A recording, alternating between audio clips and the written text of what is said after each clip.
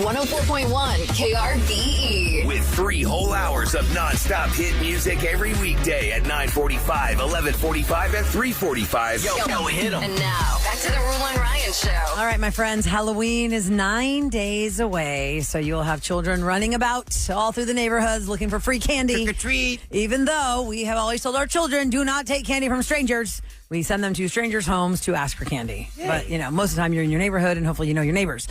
There are some weird Halloween laws that still remain intact in different states, and we want to kind of... Can we find that old stager? Crazy Crimes and Loony Laws. I gotta go over there. No, I think that they all got disappeared. You remember that? Even my screen No, was I think it so still kooky. exists. It still exists. We did, first of all, we did this as a parody of hacky morning shows that play those kind of jingles like Crazy Crimes. Well, you should have asked that in the 6 minutes ago commercial. Nah, I'm sorry. Well, I did Like, before why are you we went to asking break. now? I literally said that right before we went to break. You didn't say find it. Okay. Oh, my we're not gonna find it. All in right, let's time. just If we get do, to we it. do. Maybe we can close it out with that. So here are some. Oh, you Did found find it already? Okay, good job, Kev. Go ahead. Yeah. Let's start it out with Here Crazy we go. Crimes and Loony Laws. Do it proper. Okay. It's Loony Laws and Crazy Crimes on the Roula and Ryan Show. I would like for y'all to text me at 37530 what the Halloween rules should be, because it's not a law and it's not a crime, but I feel like if you are taking your kid out after 8:30 on a weeknight Halloween to ring doorbells for no, candy, ma'am. you should get a shame on you corner and get the hell out of here. Parent shamed. Do not. Yes. Do not. 100% agree with you. After 8:30 is too late. Get the heck out of here. People are trying to calm it down. You know what I mean? Now kids are starting earlier and earlier because parents don't want them out so late.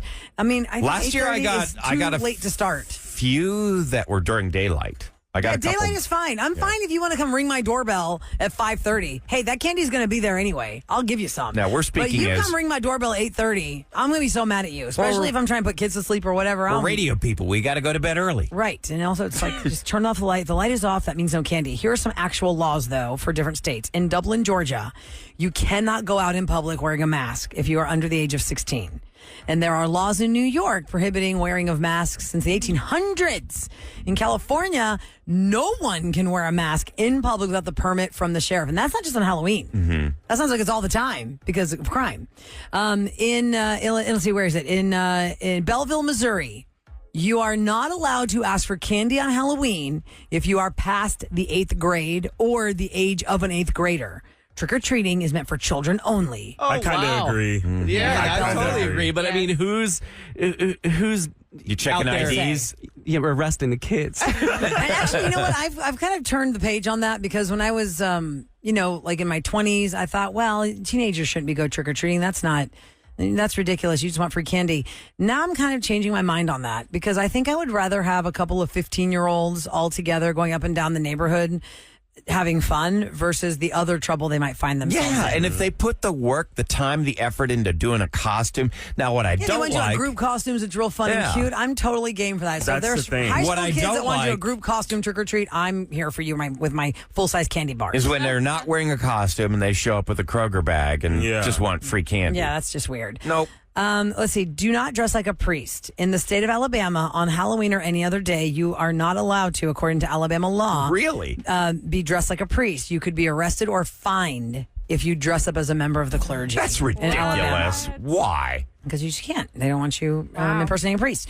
Let's see. The use, sale, possession, or distribution of silly string is prohibited in Hollywood, California from midnight on October 31st until midnight on November 1st. 'Cause it's a You would be menace. fined $1,000 just for holding the can Whoa. on Halloween in Hollywood. Well, they That's must such have had a weird law. reason why they had to implement that. Yeah, it doesn't say why, Yeah. though. That's so strange. It's Oh, probably toxic and makes a mess. but just on that one day, Kev? Like, come on. Yeah. On that one day. Why Yeah, don't you ban that's the toilet day. paper too? Kev, this is from your part of the Well, woods. toilet Rehoboth paper is Beach. necessary. Yes, Come Rehoboth on. Beach. Silly string that's is where our not. house is. Yeah, Rehoboth Beach, Delaware. You cannot celebrate Halloween on the Halloween day if October 31st falls on a Sunday. Trick-or-treating must take place on October 30th, but only between 6 and 8 p.m., and you could be fined up to $150 if you're doing it on a Sunday Halloween. I would like to know if they really Implement that? Yeah, implement that and hold people to it. I've always said that Halloween should simply be switched to the last Saturday in October, just like Super Bowl Monday should be a day off. You know, you're taking your kids home on a weeknight and they're all amped up on sugar. Good luck getting them to bed. The next day is kind of fun, though, when the kids would go to school and be like, oh, trick-or-treating was so fun. But then it's not fun if you didn't know about it like me. You know, I've had my mom on weekends with Roula many times to try and You were deep dive deprived of that experience. she would not let us trick or treat because she thought it was terrifying. Like, why would I send y'all to strangers' homes? And it was not until Mrs. Black's class in 4th grade when everybody had candy in their lunch boxes, and I was like, wow. Are you saying did something happen last night? You never trick or treated as a kid? Never. That's crazy. The first time I trick or treated, I was in the 8th grade, and I went to Bel Air, the neighborhood of Bel Air. My friend lived there. And it was me and 3 friends with my little brother. And he's 4 years younger than me. Well, good move. You went to a rich neighborhood. You're going to get good candy. Well, we didn't know that was a rich neighborhood. That was just, and really those houses, I mean, now Bel Air has all those McMansions and stuff, but I feel like when I was there, it was all just regular looking houses and they were just starting to sprout.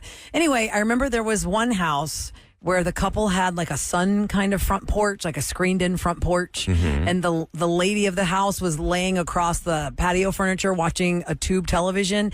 And the husband was coming to the door because we said trick or treat. And she just looked over at us and she goes, too old.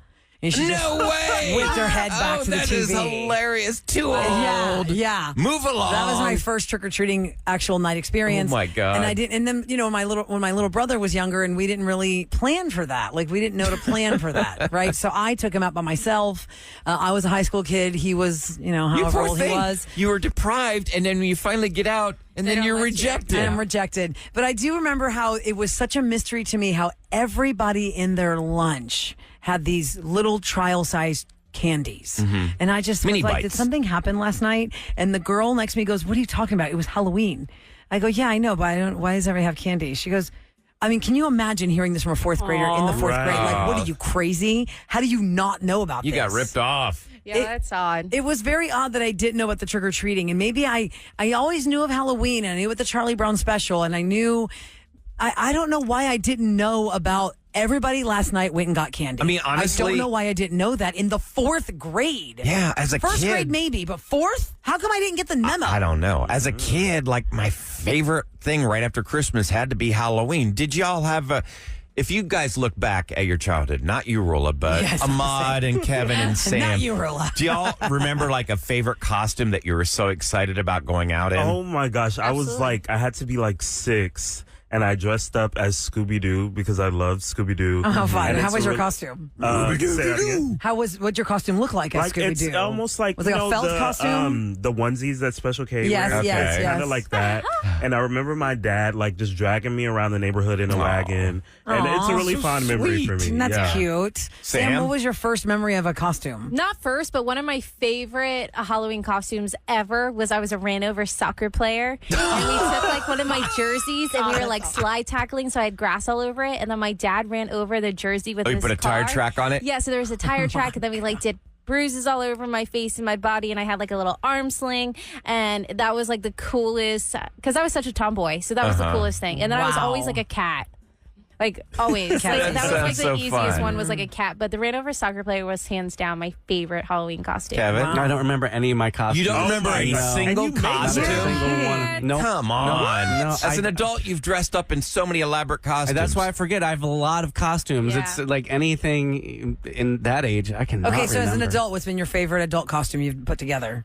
You know, I think with the friends, the Million Mrs. Ropers was really fun. So we had funny. a group of about 20 to 30 people, all with the big hair and the muumuu. And it really made an impact whenever we went to these different bars. People were like, oh my God, there's still more coming. There's like an entire football team of these. I think you were a trendsetter because it still exists. We went to, my fiance and I went to Rich's for a brunch, and there was a whole troop of Mrs. Ropers there. There was like 20 people dressed as Mrs. Roper. And fun fact, the woman who played Mrs. Roper on the 70s and 80s series Three's Company ended up being Phoebe's grandmother on Friends. That's what she played. Okay, I don't Yeah. Audrey Lindley? I think that was her name. Audra Lindley. Audra Lindley. The other thing I've shared in the past too, my mom took us to a like youth group function when I was about maybe I was 11 or 12, and I didn't know what to be. So, of course, I grabbed a sheet from the house, and I was a ghost.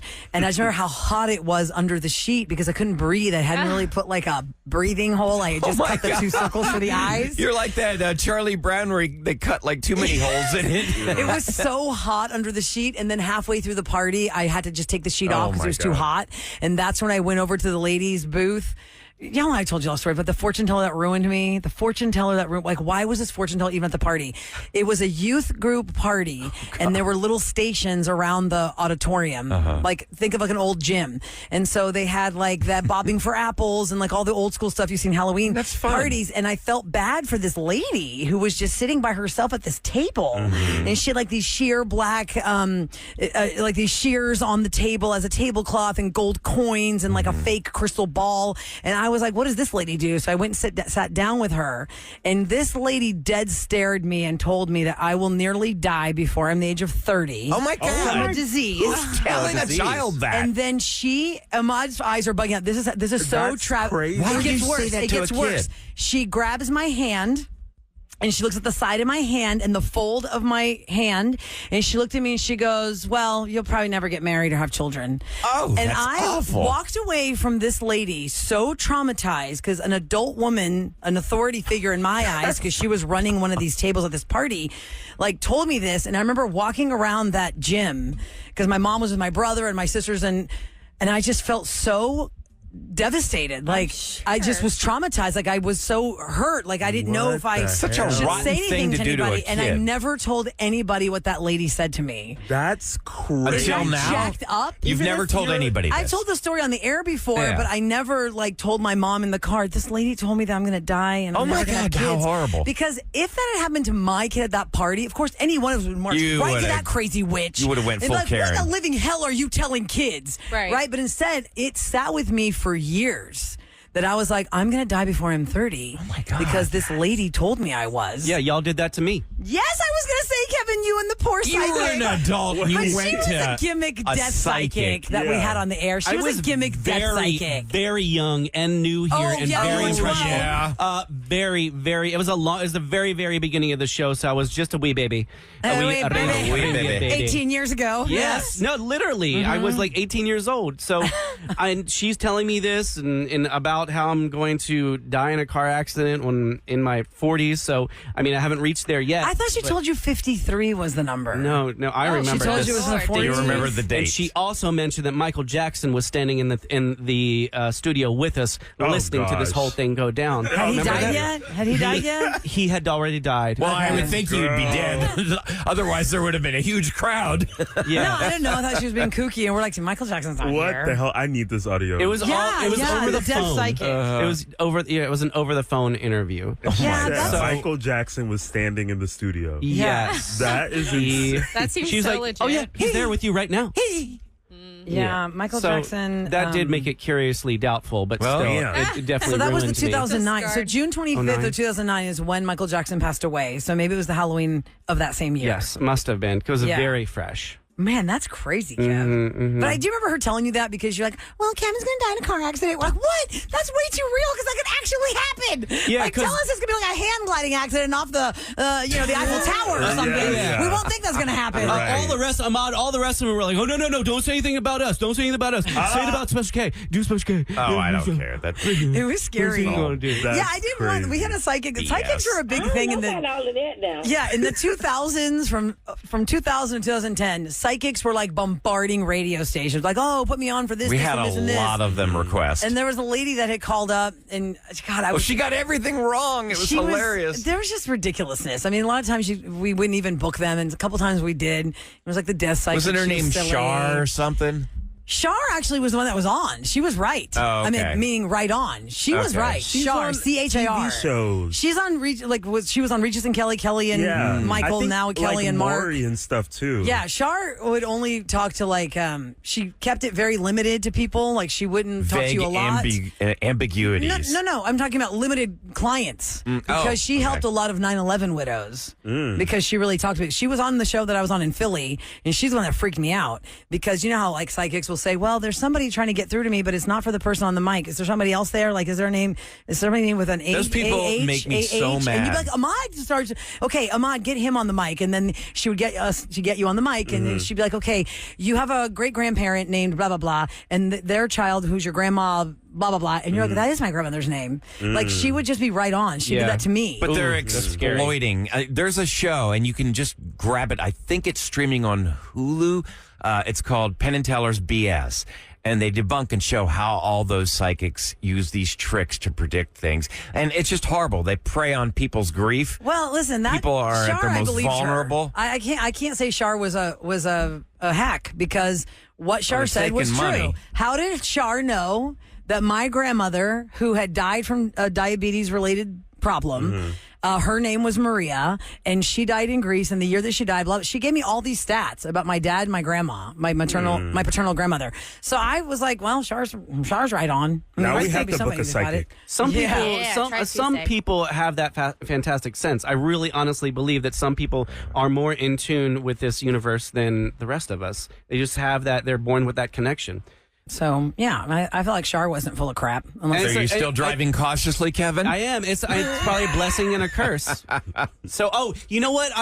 Especially listening and being on the show, you look both ways before the light goes green. Yeah. I mean, when it goes green, especially underneath a freeway, please, everyone look both ways. There are always people flying. Because of all the red light runners. Yes. My brother got in a horrific car accident a couple weeks ago with a red light runner who was blatantly running the red. Like, he waited and waited, and then he decided to go, and here she comes. So. And Adam Ramsey won a case for my family when a loved one was T-boned at an intersection with the light runner as well. Yeah, so you Thanks, guys gotta Adam. be careful, people. All right, guys, y'all hang out with Sam. She's on till 12 o'clock. I am. And if there's anything you missed, go to krbe.com or download the app or wherever you consume the podcast. It's all right there. You'll hear that great group therapy where you leave us a message and you ask for our help, and then you're listening along to the help, and then you call in to give us the details where we don't know all the answers. It was just really about the man who makes a lot of money and his wife wants to have a job, and he's not really crazy about that. So you can hear that in the 7 o'clock hour of the podcast today. We'll be back at 6 o'clock Wednesday morning on the Roula and Ryan Show on 104.1 KRBE. Have a great day. Bye.